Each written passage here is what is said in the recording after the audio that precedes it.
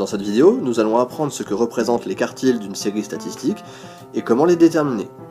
Tout d'abord, le premier quartile. Le premier quartile est la plus petite valeur de la série, telle qu'au moins un quart des valeurs soit inférieure ou égale à la valeur représentant le quartile. Attention, pour pouvoir déterminer les quartiles, il faudra toujours d'abord ranger les valeurs de la série statistique dans l'ordre croissant, c'est-à-dire du plus petit au plus grand. On va devoir déterminer quelle valeur se trouve positionnée au quart de la série.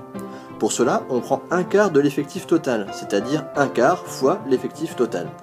Ici donc, un quart fois 25, on obtient 6,25.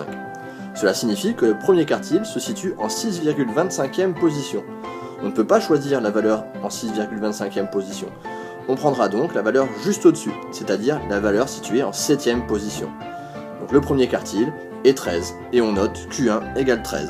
Maintenant, voyons comment on détermine le troisième quartile. Le troisième quartile est une valeur de la série statistique telle qu'au moins 3 quarts des valeurs de la série soient inférieures ou égales à la valeur que l'on a choisie comme troisième quartile. On va donc devoir déterminer quelle valeur se trouve positionnée aux 3 quarts de la série. Pour cela, on prend 3 quarts de l'effectif total, c'est-à-dire 3 quarts fois l'effectif total. Ici, 3 quarts fois 25 est égal à 18,75.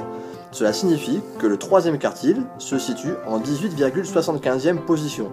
On ne peut pas choisir la valeur située en 18,75e position. On choisit donc la valeur située juste au-dessus, c'est-à-dire la valeur située en 19e position. Le premier quartile est donc 15, on note Q3 égale 15.